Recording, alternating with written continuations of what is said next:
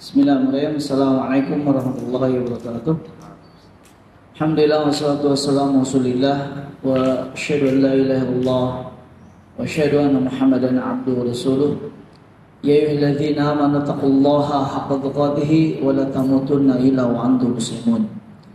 Ya ayyuhan nas ittaqu rabbakum alladzi khalaqakum min nafsin wahidah wa khalaqa minha zawjaha وبث منهما رجالا كثيرا ونساء واتقوا الله الذي تساءلون به والأرحام إن الله كان عليكم رقيبا يا أيها الذين آمنوا اتقوا الله وقولوا قولا سديدا يصلح لكم أعمالكم ويغفر لكم ذنوبكم ومن يطع الله ورسوله فقد فاز فوزا عظيما أما بعد فإن أصدق الحديث كتاب الله وخير الهدي هدي محمد صلى الله عليه وسلم وشر الأمور محدثاتها وكل محدثة بدعة وكل بدعة ضلالة وكل ضلالة في النار. Ya yang Allah Subhanahu wa taala, alhamdulillah di awal tahun Masehi ini kita memulai kajian kitab yang baru dengan izin dari Allah Subhanahu wa taala. Kitab ini judul aslinya yang itu link yang saya bagikan itu kitab Arabnya itu. Tapi kalau yang Indonesianya Rahasia Keutamaan Amal. Ini pustaka At-Tazkiyah. Apakah masih ada di online atau tidak ini? Ya, ini diterjemahkan. Karangan kitab ini karangan Syekh Dr. Ibrahim Amir Ar-Ruhaili, bukan Syekh Dr. Sulaiman Ar-Ruhaili. Ada Syekh Ibrahim Ar-Ruhaili yang ini akan ke Indonesia ini nanti kalau tidak salah tanggal 21 ya di Masjid Al-Barkah di Cilengsi ya. Beliau ini Dr. Ibrahim Amir Ar-Ruhaili ini kalau tidak saya salah ini salah satu pengajar atau dosen di Universitas Islam Madinah. Beliau lebih bidangnya adalah akidah ya.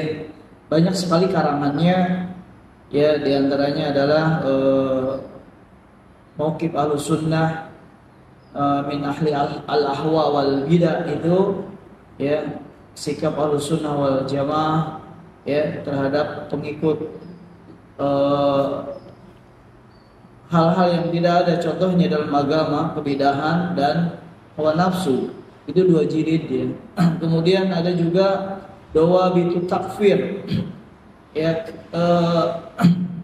kaidah-kaidah dalam memvonis kafir kepada seseorang yang melakukan i'tiqad atau ya ucapan atau perbuatan kekufuran. Ini tidak bisa sembarangan ya.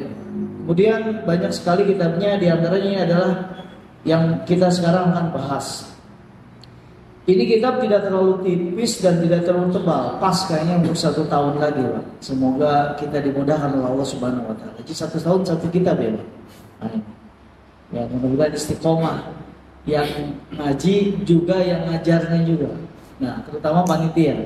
Panitia semangat terus insyaallah ya. Nah, jadi ini ada sekitar 12 bahasan ya atau kurang ya, nanti kalau bisa 1 bahasan 2 pertemuan saja, jadi nggak terlalu ngebut. Yang bahasannya ringan bisa 1 pertemuan. Kitab ini diterjemahkan oleh salah satu ustadz kita ya, pengasuh pondok Sabilun Najah di Bandung kalau tidak salah, Ustadz Beni Sarbeni ya, Hafizahullah Ta'ala. Nah, silakan yang bagi yang membeli buku ini. Adapun saya akan menggunakan buku bahasa Arabnya. Untuk juga bahasa Arabnya semua ya. Nah, kitab ini judul aslinya Tajridu al-Ittiba fi bayani asbabi tafadulil al-a'mal. Kalau kita pernah mendengar kitab Qadailu al-A'mal, maka ini mirip dengan kitab tersebut, seputar keutamaan amal ibadah. Jadi amal ibadah itu nanti bertingkat-tingkat pahalanya. Nah, kita harus pintar nih Pak. Umur kita tidak sepanjang Nabi Nuh, ya, pekerjaan kita hampir menghabiskan 1 hari dari hidup kita, ya. Maka kita perlu pintar memilih apa yang lebih banyak pahalanya dengan amalan yang kadang-kadang tenaganya sama, biayanya sama. Ya, jadi inilah yang selalu ditanyakan oleh para sahabat. Ya Rasulullah, ayu al-a'mali afdal. Ini sering ditanyakan oleh para sahabat kepada Rasulullah. Ya, karena mereka sadar, ya, ketika mereka bertanya, ya Rasulullah, amal ibadah apa yang paling baik, yang paling terbaik? Karena amal ibadah banyak dan umur kita terbatas. Bagaimana ini? Kita ingin melakukan semua amal ibadah. Ya, maka ketika itu tidak mungkin, Allah Subhanahu wa taala telah menyiapkan bagi orang-orang yang umurnya terbatas, bagi mereka-mereka yang wasilahnya terbatas, tapi dia bisa menyaingi, ya, selain dari mereka dan amal ibadah. Ayul a'mali afdal, amal ibadah apa yang paling baik? Dan jangan sampai juga kita sibuk dengan amal ibadah yang pahalanya tidak lebih banyak daripada amal ibadah yang lain. Ya, ini tujuan dari pembelajaran kita ini. Maka jamaah Allah Subhanahu wa taala, bab ini, buku ini ya, Tajridu al-Ittiba, memurnikan peneladanan kepada Nabi kita Muhammad sallallahu alaihi wasallam, dibayani asbab, dalam penjelasan sebab-sebab bertingkatnya amal ibadah. Ya, seperti sholat maghrib lebih besar pahalanya mana sama sholat subuh? Kita harus tahu. Apakah sholat asar yang lebih banyak pahalanya? Apakah sholat isya? Kayak ini kita pelajari. Ya, mana infak kepada orang tua? Apakah lebih baik daripada kepada fakir miskin yang jauh, yang bukan kerabat kita? Nah, kita lihat nanti. Berinfak ketika banyak uang dan ketika uang pas-pasan. Nah, ini juga berbeda pahalanya. Ya. Begitu juga dengan menuntut ilmu. Mana ilmu yang harus didahulukan, mana yang bisa ditunda. Ya, mana yang bisa ilmu yang bisa ditunda. Bab ini dimulai dengan muqaddimah. Pada hari ini kita akan mulai dengan muqaddimah saja sebagai penyemangat bagi saya dan bapak-bapak sekalian, ya, agar kita selalu semangat untuk, ya, mengejar yang tinggi di sisi Allah Subhanahu wa taala. Bab yang pertama nanti kita akan bahas amal ibadah dilihat dari jenis ibadahnya. Apakah sholat yang lebih utama? Apakah berbakti kepada orang tua yang lebih utama? Dari jenis ibadahnya mana? Apakah berjihad yang lebih utama daripada sholat? Ini kita akan bahas. Apakah menuntut ilmu yang lebih bagus? Mana? Kita pengen tahu Pak seperti itu. Ya. Kemudian yang kedua nanti kita akan bahas, ya, amal ibadah dari segi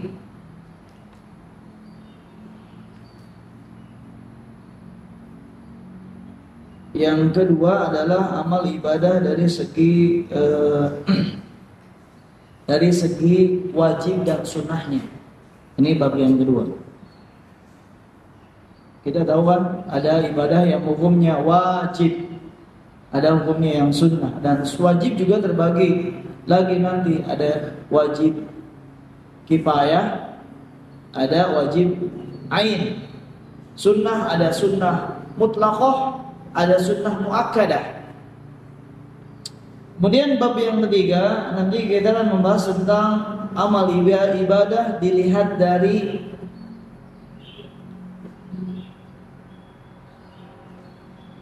tingkat keikhlasan seseorang dalam mengerjakan ibadah tersebut.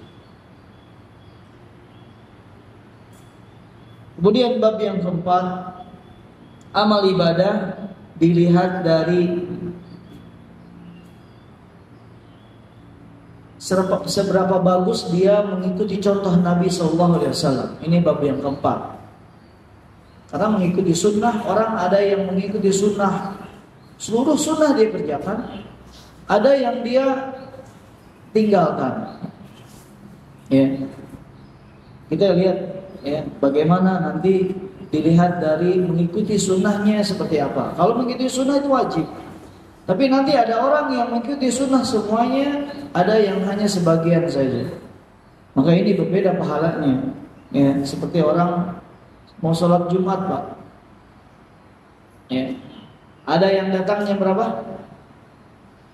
Setengah 12, belum mandi pula Pak. Minyak wanginya belum beli Pak. Ya, kadang udah komat baru datang. Bedakah dengan yang datang jam 11 siang dalam keadaan sudah mandi, seragam kerjanya diganti, dia sudah beli minyak wangi kemarin kan sudah gajian Pak. Ya, duduk di saf awal pula, baca Quran pula sampai mendekati waktu adzan Jumat. Beda Pak. Ya, sebelumnya dia sholat tahiyatul masjid, memasukkan kakinya sebelah kanan dulu, berdoa, Allahumma ftahli abwaaba rahmatik. Ya, dia masuk ke dalam saf tanpa memisahkan dua orang yang sudah nempel. Ya, ini kita lihat nanti ya, apakah pahala sholat Jumatnya sama atau tidak. Ya, makanya kan kita mendengar hadis orang mendirikan sholat Jumat, ada yang dapat pahala seperti ya berinfak sapi, ada yang seperti berinfak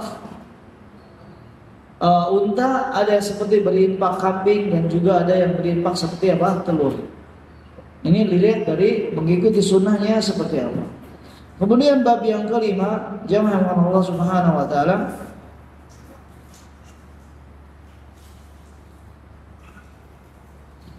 ini bab yang keempat, ini panjang nih bahasanya. Bab yang kelima, nanti kita lihat amal ibadah dilihat dari kontinuitasnya. Ini enggak sudah ngomongnya Pak, bahasa Inggris.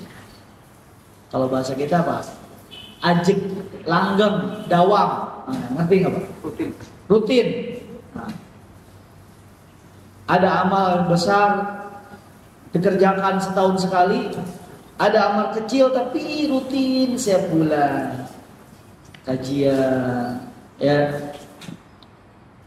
Ini nanti ada yang infak 1 juta, nanti 10 tahun nggak infak lagi Pak. Ada yang seperti itu. Ada yang sholat malam, baca Al-Baqarah Pak, Masya Allah, lagi hafal tuh masalahnya. Ya, sampai mendekati subuh, subuhnya nggak ketinggalan.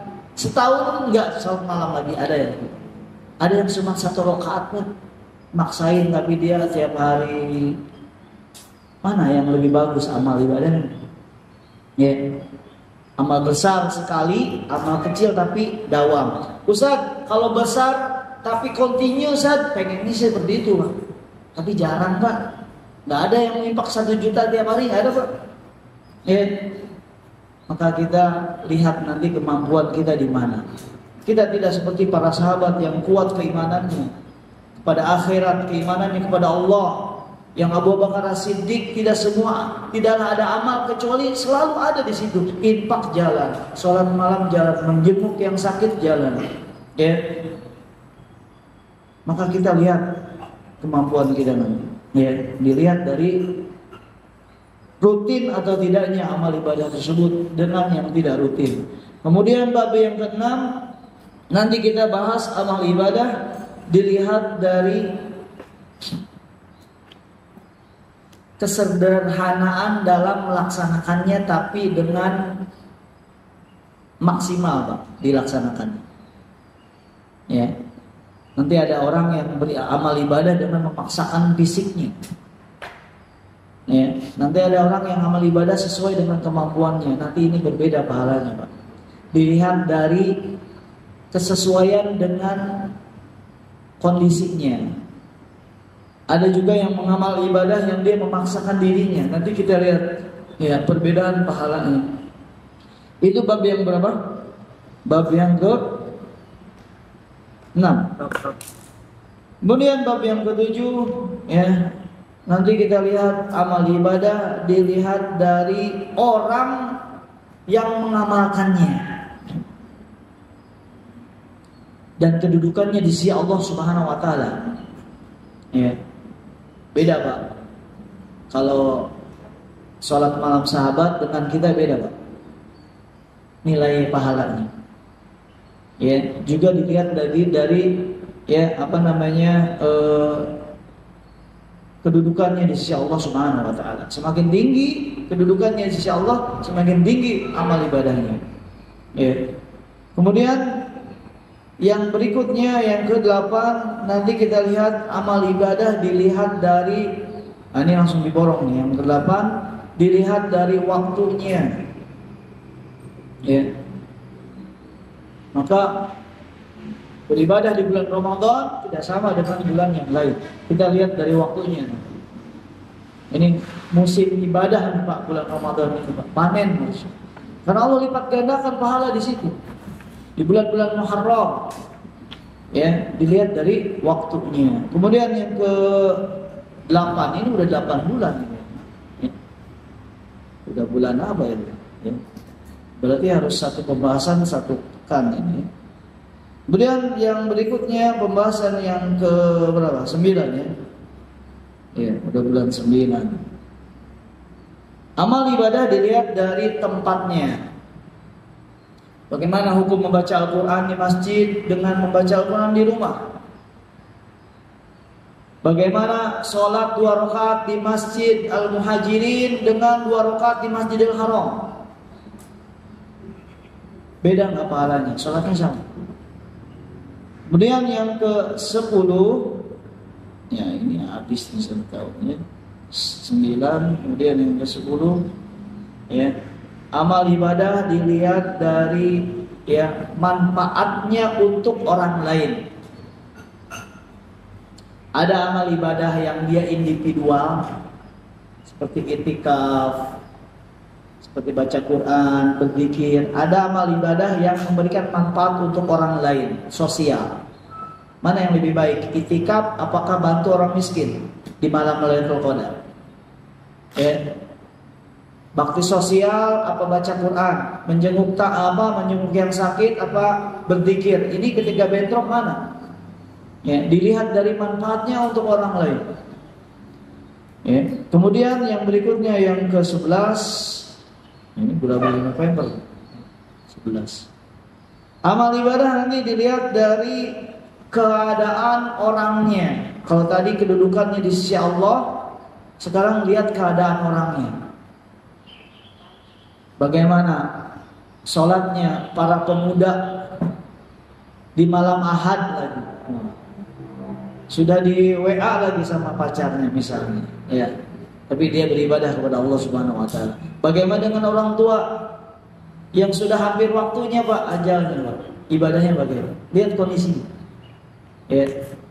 Maka berbeda nanti ya pemuda yang menolak berzina dengan seorang perempuan dengan orang tua yang menolak zina dengan seorang perempuan. Dilihat mana lebih besar pahalanya. Ya. Pemimpin yang adil dengan bawahan yang adil, mana yang lebih besar pahalanya? Dilihat dari kondisi orangnya. Ya, infak orang kaya dengan infak orang yang miskin bagaimana? Ya. Ini di bulan November, bulan ke-11, kemudian ada lagi sampai 12 pasti ya, selesai itu. Yang 12-nya kesimpulan tadi. Apa bagi-bagi ini bonus ya akhir tahun. Ini maka jemaah Allah Subhanahu Wa Taala ya, sebelum kita mulai kita bahas dulu kenapa kita harus membahas tentang masalah ini.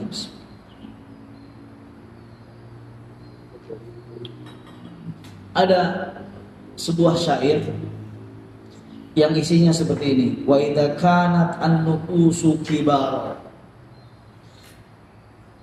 ta'ibat fi muradiha al-ajsam. Ya. Kalau jiwa seseorang itu besar, maka jasadnya akan capek, akan lelah, ya, karena dia mengikuti apa yang diinginkan oleh jiwanya.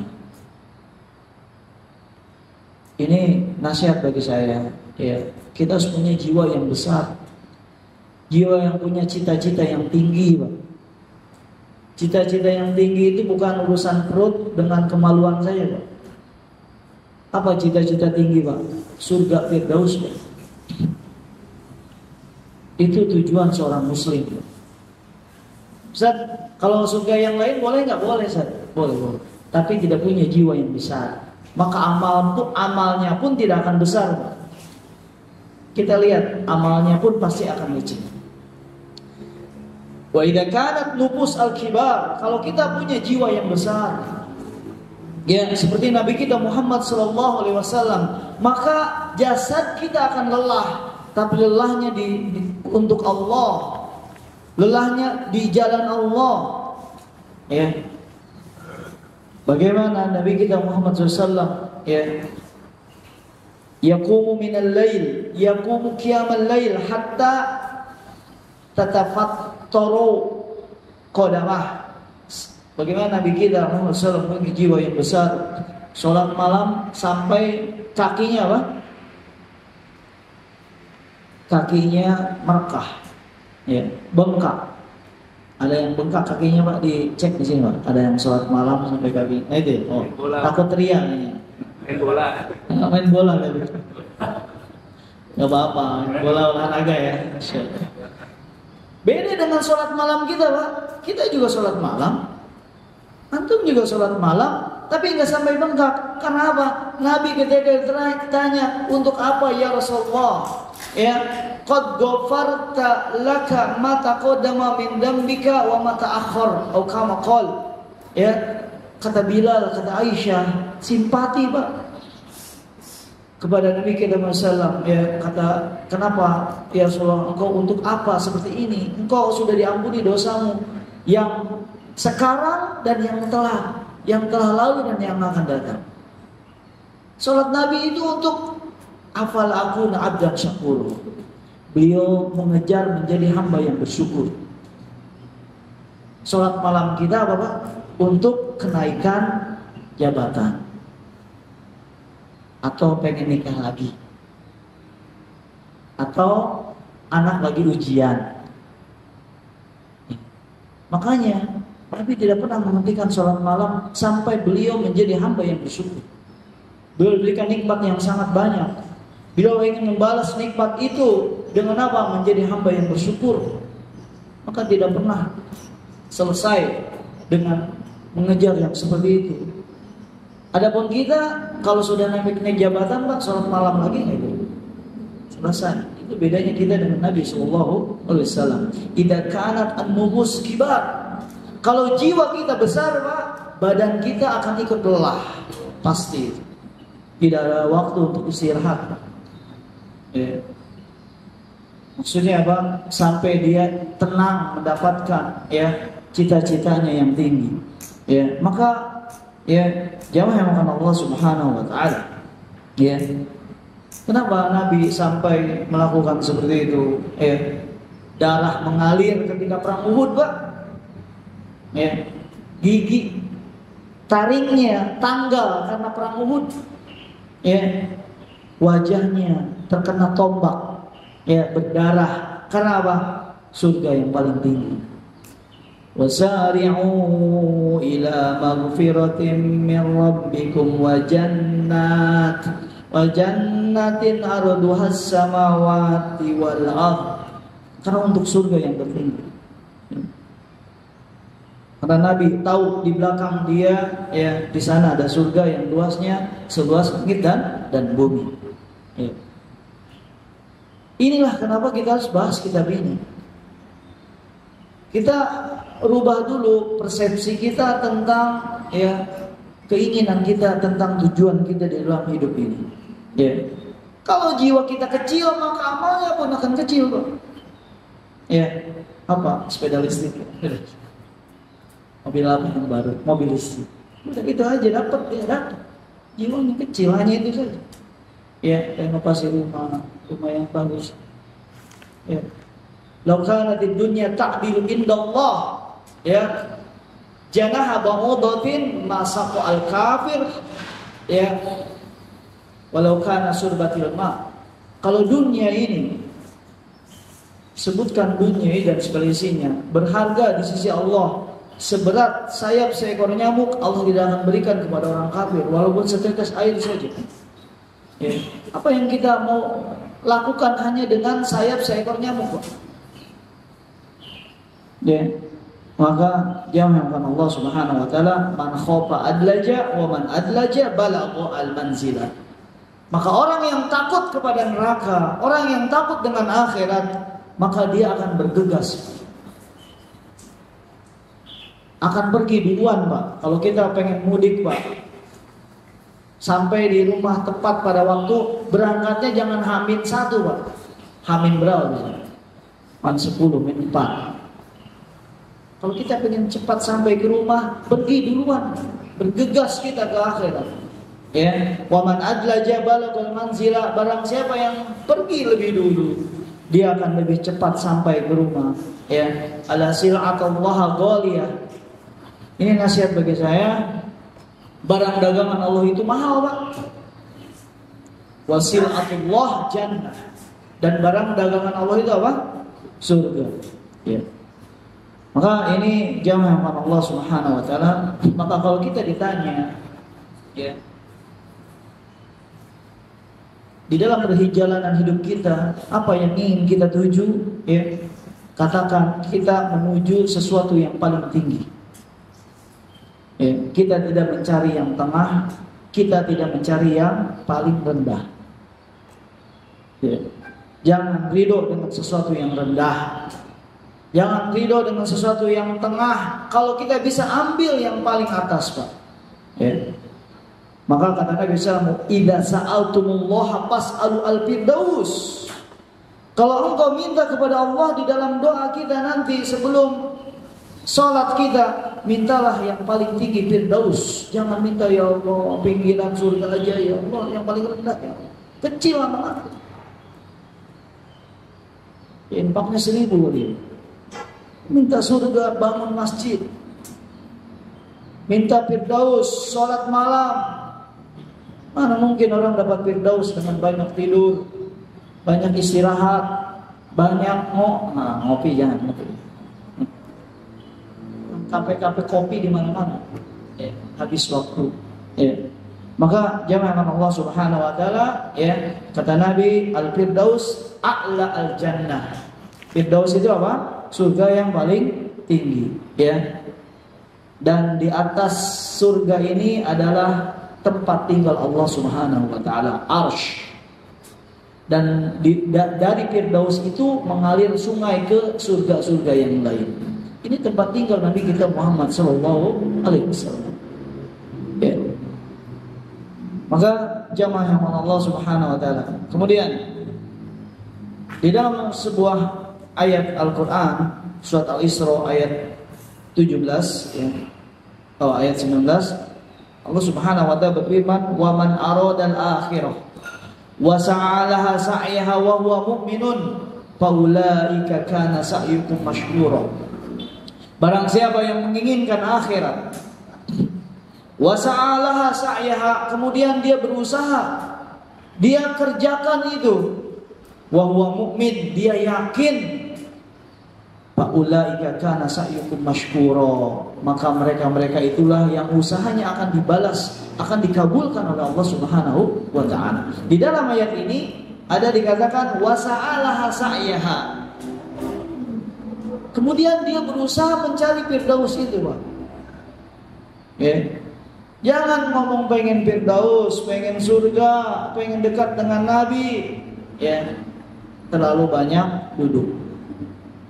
Terlalu banyak istirahat, ya, terlalu banyak main-main, ya. Lihat seorang sahabat Ka'ab al-Aslami, pembantu Nabi SAW yang selalu menyediakan air wudhu untuk Nabi SAW, ya. Ketika dapat kesempatan, kata Nabi, "Sal, minta samaku."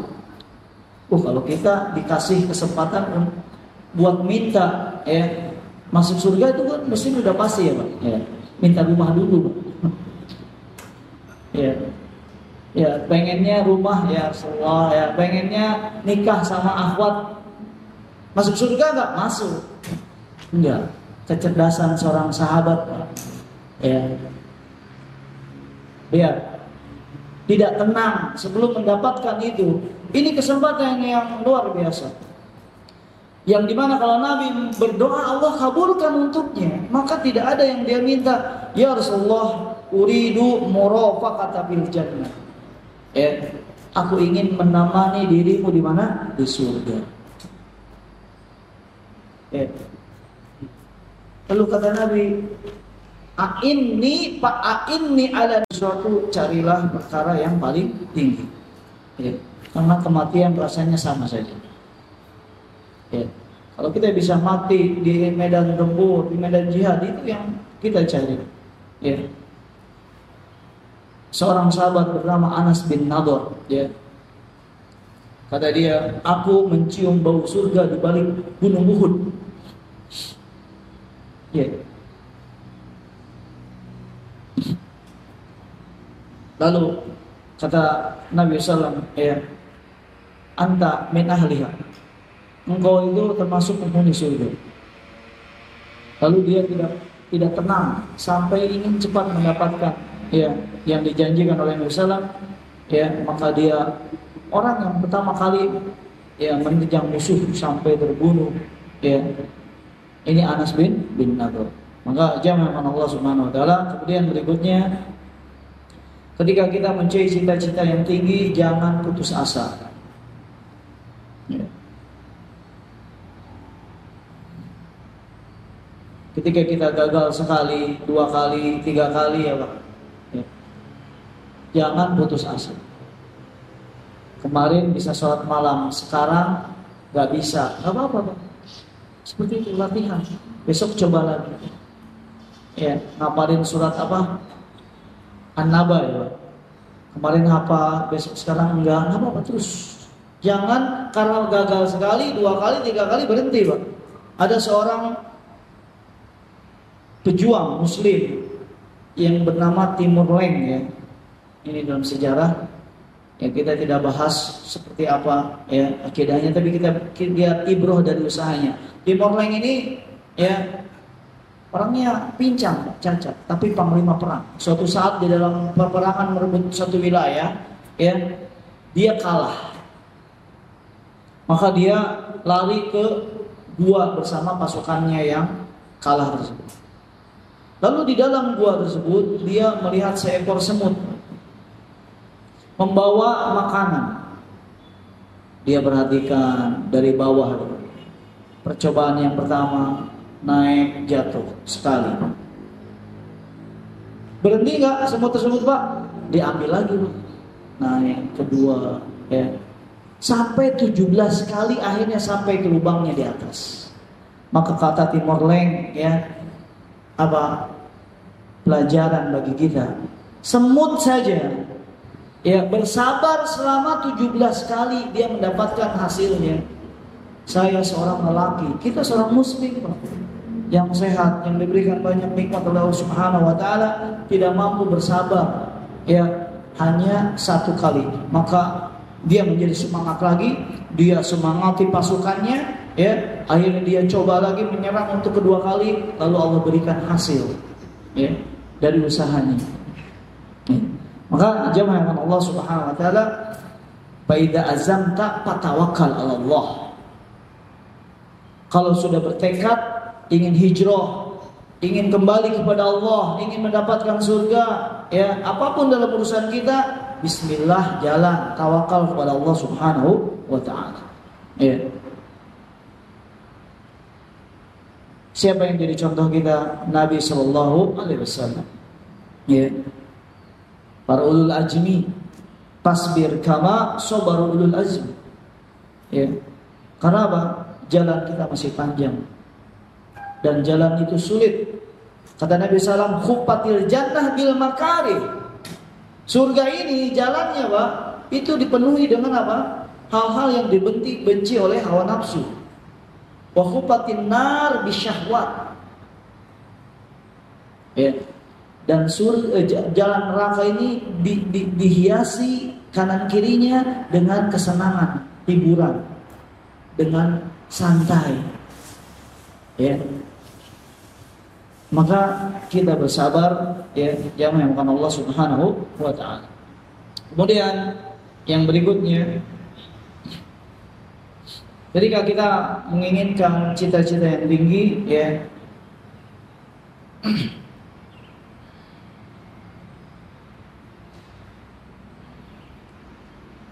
Janganlah mengecilkan diri kita, ya.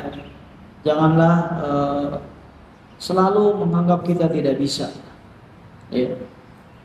Jangan mengatakan saya nggak mampu, saya nggak bisa, saya hafalannya kurang, saya memang begini. Enggak, itu setan. Ya, Bismillah, ya.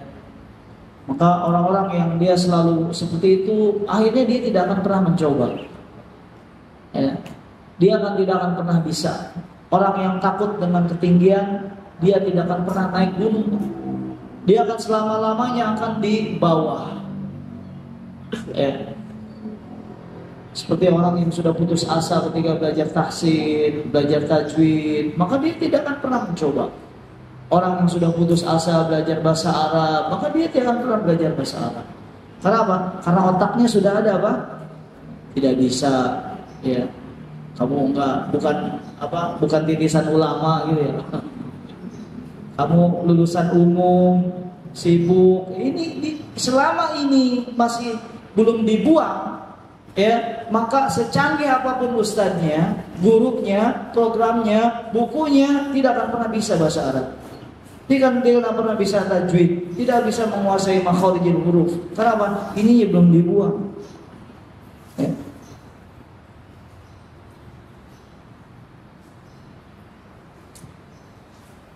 Waman yatahayyabu su'udal jibal ya'ishu abada dahri baina kufar. Ya, kun suja'an, maka jadilah orang-orang seperti Abu Bakar As-Siddiq. Ya, ketika Nabi SAW wafat, ya,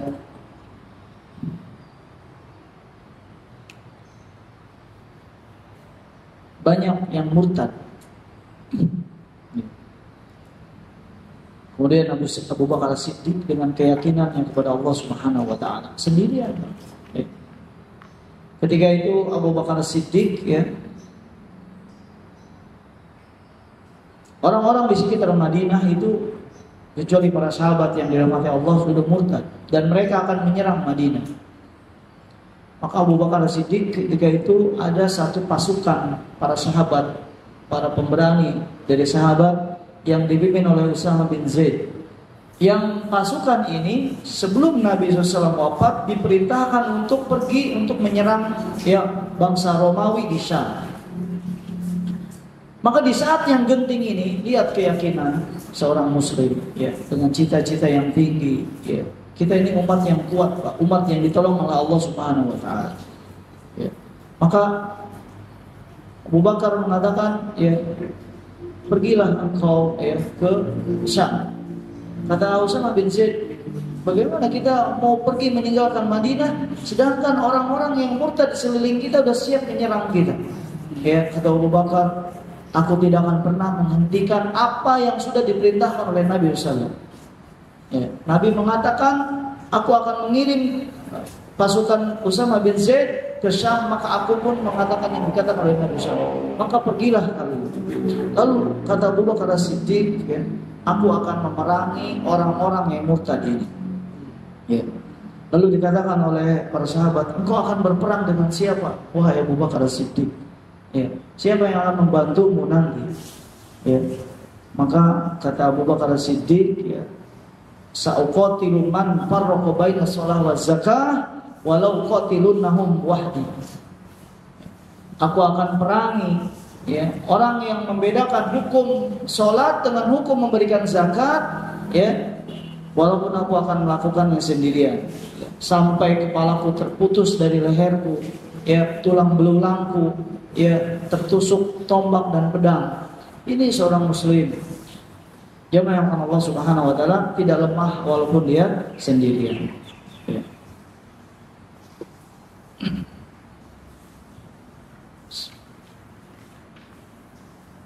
Maka kalau kita salah skala prioritas dalam kehidupan kita, maka kita ridho dalam masalah akhirat dengan yang rendah-rendah.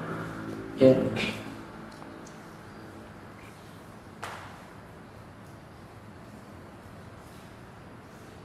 Kalau kita cita-citanya rendah, amalnya pun rendah, hasilnya pun rendah. Kalau kita cita-citanya tinggi, ya semoga Allah memudahkan kita mendapatkan cita-cita yang tinggi. Habis belum sampai jam berapa tadi? Udah maghrib belum? Belum, berapa menit lagi?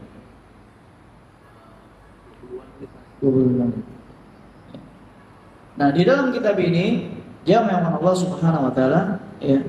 Sebab di karang kitab ini adalah kita ingin meneladani para sahabat di dalam beragama. Mereka banyak bertanya tentang amal ibadah yang paling tinggi pahalanya. Ya, contoh hadis dari Abdullah bin Mas'ud, ya, riwayat Imam Muslim. Beliau radhiyallahu anhu bertanya, ya, tentang ayu al-amali al-afdal. Ya Rasulullah, amal apa yang paling utama? Seperti kita pada hari ini, kita sibuk dengan pekerjaan, Pak. Sibuk dengan keluarga, Pak. Kadang kita juga sibuk dengan diri sendiri, Pak. Belum rapat-rapat, meeting-meeting, wah, semakin tinggi jabatannya, ya. Ini gimana? Maka kita belajar cari pilih amal yang ibadahnya apa yang pahalanya lebih besar. Nabi mengatakan, ya, as-shalah ala waqtiha. Salat pada waktunya. Utamakan salat. Kemudian summa ayu, lalu apalagi ya Rasulullah? Birrul walidain. Ya, berbakti kepada kedua orang tua. Summa ayu, jadi ada urutannya, Pak, amal ibadah itu. Kemudian apalagi kata Nabi, al jihad fisabilillah. Baru kalau sudah sholatnya benar, ya, hubungan dengan orang tuanya sudah baik, maka dia berjihad di jalan Allah Subhanahu wa taala. Ini penyebab kenapa kita membahas kitab ini. Ya. Kemudian yang kedua, setan akan membuat was-was dalam masalah ibadah. Sehingga kadang seorang muslim sibuk dengan ibadah yang tidak penting, bukan tidak penting, pahalanya kurang banyak dengan ibadah dari ibadah yang lebih banyak pahalanya. Ya. Mengutamakan ibadah sunnah daripada ibadah yang wajib. Ini keliru, Pak. Sholat malam rajin, ya, sholat subuhnya kesiangan, dakwah di mana-mana, ya, istrinya lupa nggak dikasih nafkah. Ya, ini tujuan dari syaitan untuk menghalangi kita dari amal-amal yang besar. Ya, ketika kita tidak mampu untuk dihentikan dari ibadah kita, maka akan ditaswish, ya. Seperti itu. Kemudian jamaah yang mana Allah Subhanahu wa taala. Kemudian yang ketiga, yang sebab utama kita mempelajari kitab ini adalah karena umur kita tidak panjang. Ya. Sebagian dari kita punya kesibukan yang berbeda-beda. Nah, ini Allah menyiapkan, ya, dengan kasih sayangnya bermacam ibadah yang cocok dengan setiap kondisi setiap muslim. Bagi karyawan mana yang lebih pas, bagi ustadz yang mana yang lebih pas, bagi pedagang mana yang lebih pas, bagi anak muda mana, bagi perempuan mana. Allah sudah siapkan semuanya sesuai dengan kondisi masing-masing, biar semuanya mendapatkan kesempatan yang sama untuk bisa masuk ke surga Firdaus Allah Subhanahu wa taala. Ya.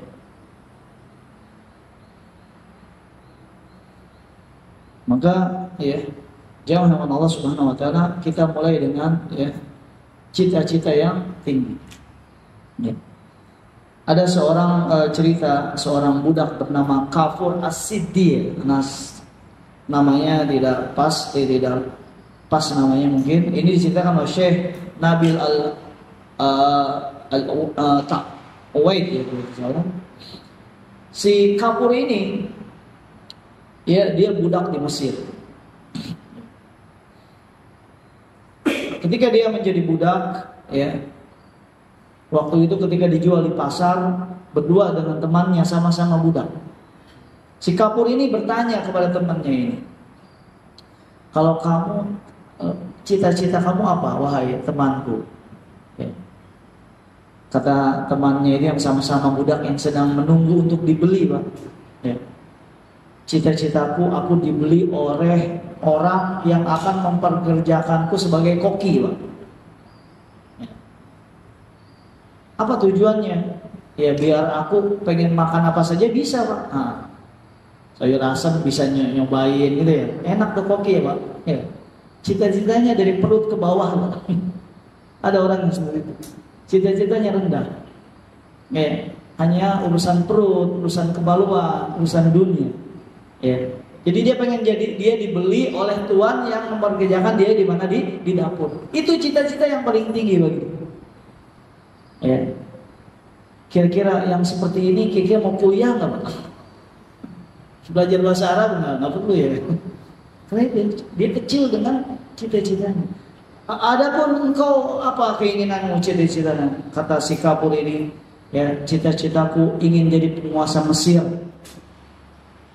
Kata temannya, Majnun, ente gila. Ya, aku ingin jadi penguasa Mesir, raja Mesir. Padahal waktu itu dia apa? Buddha. Qadarullah. Ya, idza kanat an-nufus kibar. Kalau jiwa itu besar, dia akan mengejarnya, Pak. Maka si temannya ini dibeli, Pak, oleh seseorang sesuai keinginannya. Dia menjadi koki di rumah majikannya. Kemudian si kabur ini dibeli oleh panglima perang di Mesir pada waktu itu. Dan si kabur ini punya kekuatan fisik yang hebat. Akhirnya si kabur ini, singkat cerita, dia menjadi prajurit ya di Mesir ya pada waktu itu ya. Lalu dia dipercaya menjadi komandan. Ketika panglimanya meninggal dunia, dipilihlah prajurit untuk jadi pemimpin. Tidak ada yang pantas kecuali si kapur ini. Akhirnya dia menjadi panglima perang ya. Akhirnya dia tidak lama seperti itu dia menjadi penguasa Mesir ya. Menjadi kemudian dia menguasai negeri Suri, Sam juga waktu itu, menguasai daerah Saudi juga waktu itu. Ini sejarahnya ada. Ya, besar karena apa? Cita-cita. Kalau kita cita-citanya apa, Pak? Kayak tahun 2024 ini. Ya, itu dapat pasti. Ya. Maka ketika suatu saat si kapur ini lagi jalan-jalan di pasar, ketemu sama temannya ini. Ya, yang dulu ngetawain ente Majnun. Ya. Ternyata dia dalam keadaan sedang masak, Pak, di dapur. Ya, sedang masak di dapur. Ya, dalam keadaan kumuh, miskin. Ya. Lalu si kabur ini berkata kepada temannya, ya. Ya. Amma hada ya qa'adat himmat. Ya, adapun temanku ini dia terikat dengan cita-citanya dahulu. Ya, maka dia memang Allah Subhanahu wa taala ya. Maka kita tidak boleh mempunyai cita-cita yang rendah di dalam kehidupan ini ya. Apapun bidang kita ya di dunia dan urusan kita di akhirat ya. Maka kalau pengen jadi pekerja, menjadi pekerja yang paling the best.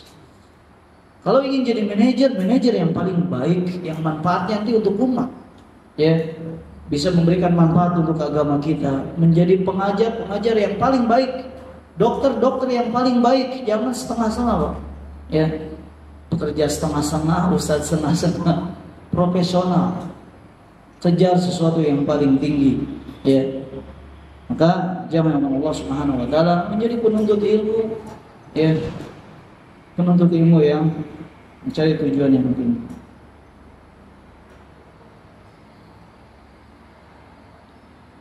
Seperti Imam Bukhari ya, tidak menjadi ujuk-ujuk menjadi imam ya. Setiap malam itu 20 kali bangun dari tidurnya dalam rangka belajar. Kita berapa kali bangun kalau tidur? Ya. 20 kali bangun. Setiap bangun harus nyalain dulu lampu dari minyak tuh. Ya, itu nggak gampang tuh beli minyaknya. Terus nyari pena yang tintanya dicelup gitu, Pak. Ya. Jiwanya besar menjadi imam yang besar. Jiwa yang kecil maka itulah yang dia dapatkan.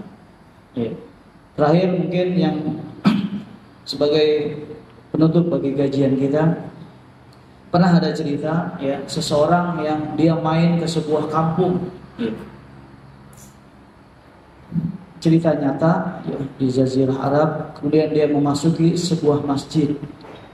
Di masjid tersebut dia heran ya, dia mendapati ada tali yang tergantung dari satu tiang ke tiang yang lain.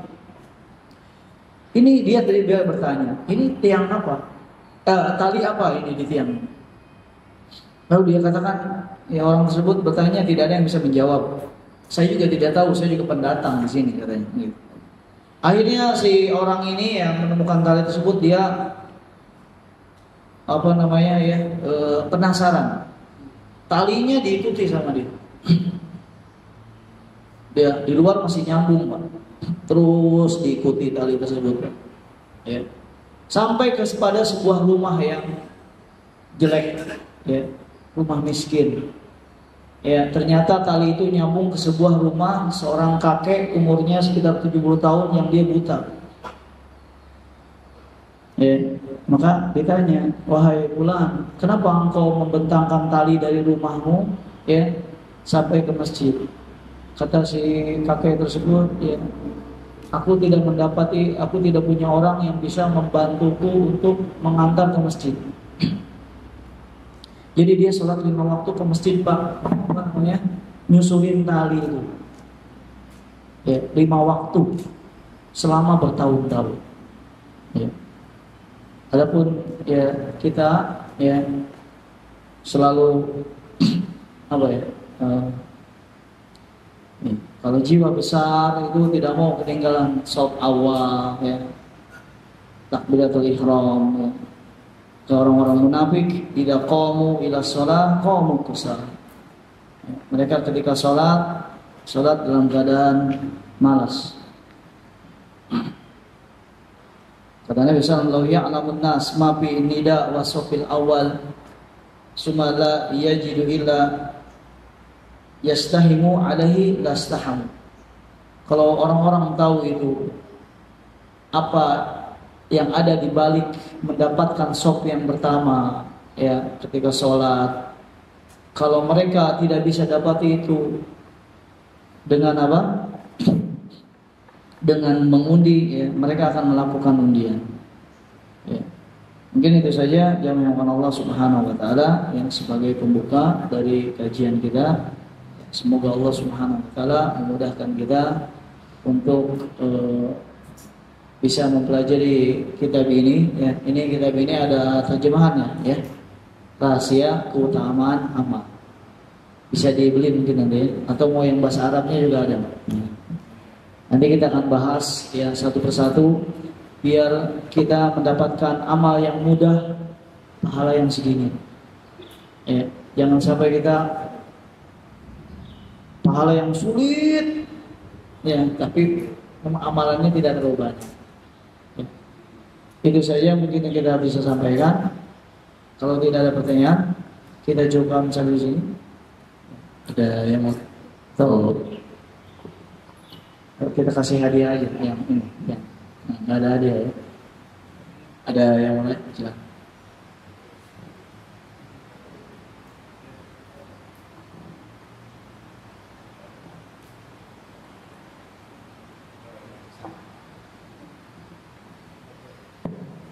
Bismillah, Assalamualaikum warahmatullahi wabarakatuh. Assalamualaikum warahmatullahi wabarakatuh. Izin Ustaz, terkait dengan anjuran tadi kita berdoa yang paling baik yaitu minta untuk dimasukkan ke dalam dunia Firdaus. Terkait dengan itu. Pertama adalah apakah ada lafaz yang sahih yang diajarkan oleh Rasulullah terkait dengan contoh dari lafaz doa tersebut gitu kan. Satu itu. Kedua, untuk kami tentunya yang tidak terlepas dari dosa mungkin ya, sepertinya untuk berdoa mendapatkan surga Firdaus itu sesuatu yang bertolak belakang seperti itu ya. Mana yang lebih baik bagi kami ini yang mungkin tidak lepas dari dosa bahkan terus setiap hari setiap saat gitu. Doa mana yang lebih baik ketika orang seperti ini mungkin lebih fokus berdoa. Pertama adalah minta pengampunan dosa, kedua adalah minta keteguhan atau ditetapkannya atau keistiqomahan. Misalkan yang muqallibal qulub sabit qalbi ala dinik atau yang musarrifal qulub sarrif qulubatik gitu, sehingga ditetapkan hatinya di dalam ketaatan. Atau mungkin dengan doa-doa yang Allahumma inna as'aluka husnul khotimah atau Allahumma inna as'aluka rizqan taubatan qabla maut. Tentunya dengan doa-doa tadi dalam hati kecilnya berharap akan mendapatkan karena husnul khotimah ya otomatis akan mendapatkan surga firdaus tadi. Cuman dengan tidak melafazkan doa tadi yang minta dengan lafaz doa minta surga firdaus tadi kan.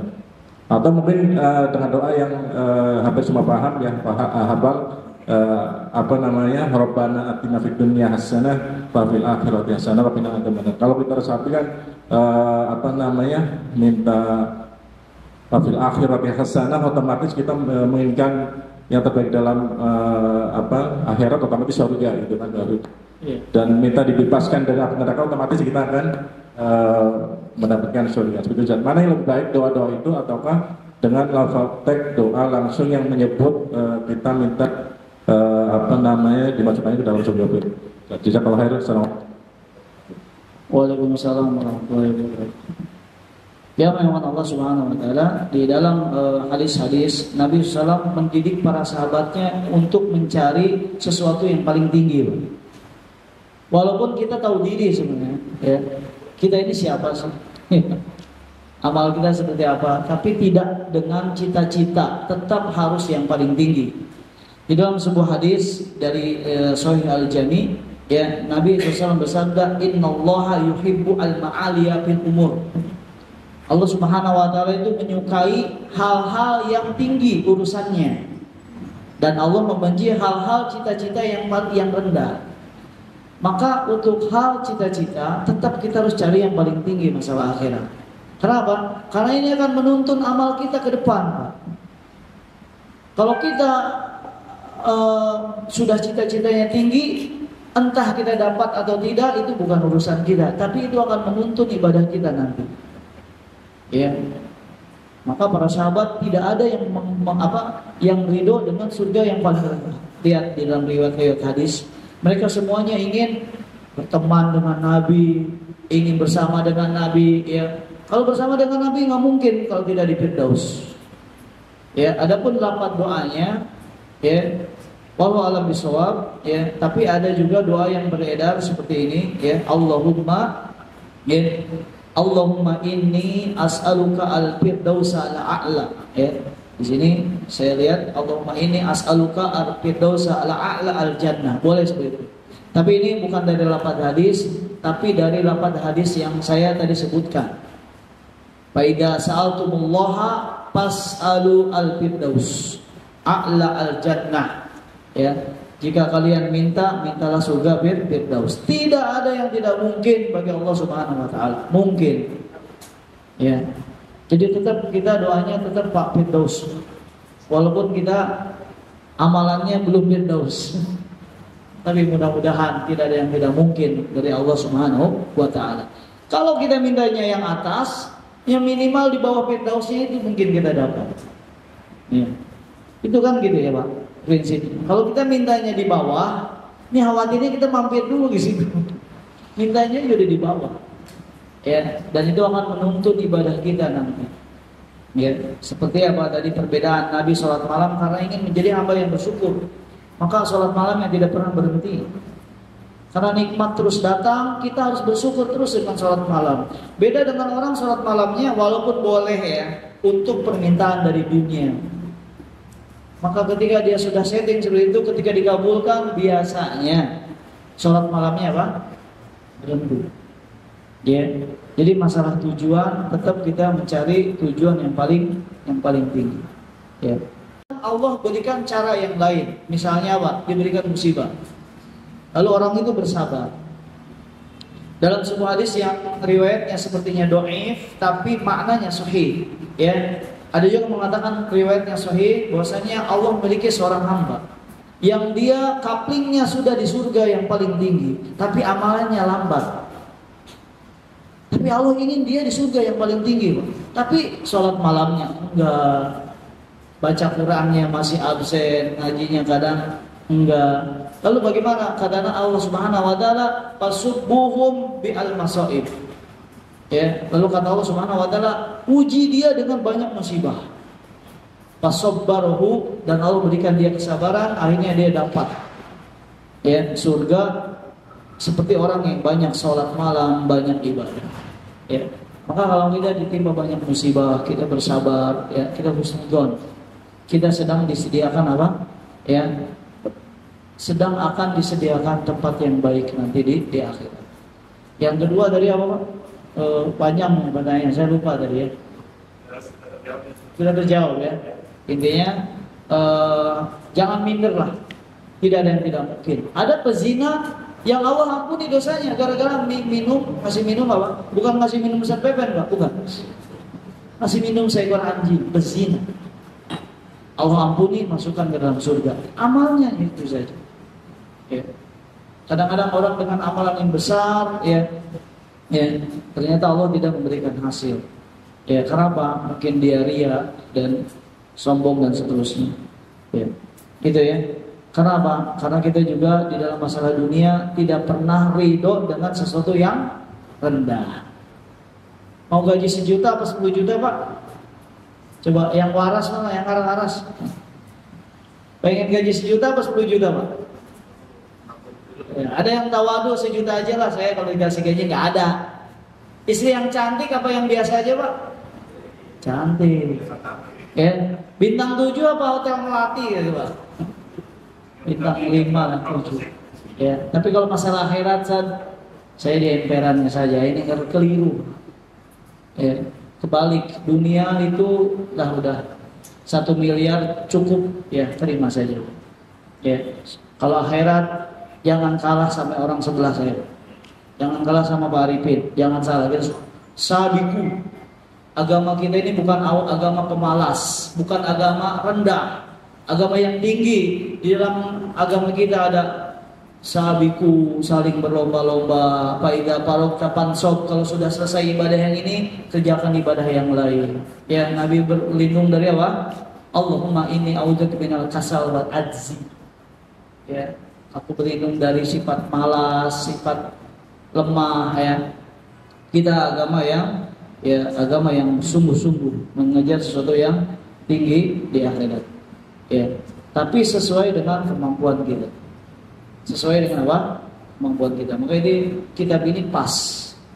Ya, kita beribadah sesuai dengan apa? Kemampuan kita. Cukup ya. Kita tutup dengan doa kafaratul majlis. Ya, mohon maaf kalau ada yang salah dari penyampaian. Mudah-mudahan ini jadi pembuka bagi kajian kita ya 1 tahun ke depan insyaallah. Semoga Allah memudahkan kita isi umur kita 1 tahun dengan menuntut ilmu agama ya, dengan menuntut ilmu agama agar kita semakin dekat kepada Allah Subhanahu wa taala. Aku qouli hadza wastaghfiru li wa lakum subhanaka wa bihamdika asyhadu an la ilaha illa anta astaghfiruka wa atubu ilaik. Assalamualaikum warahmatullahi wabarakatuh.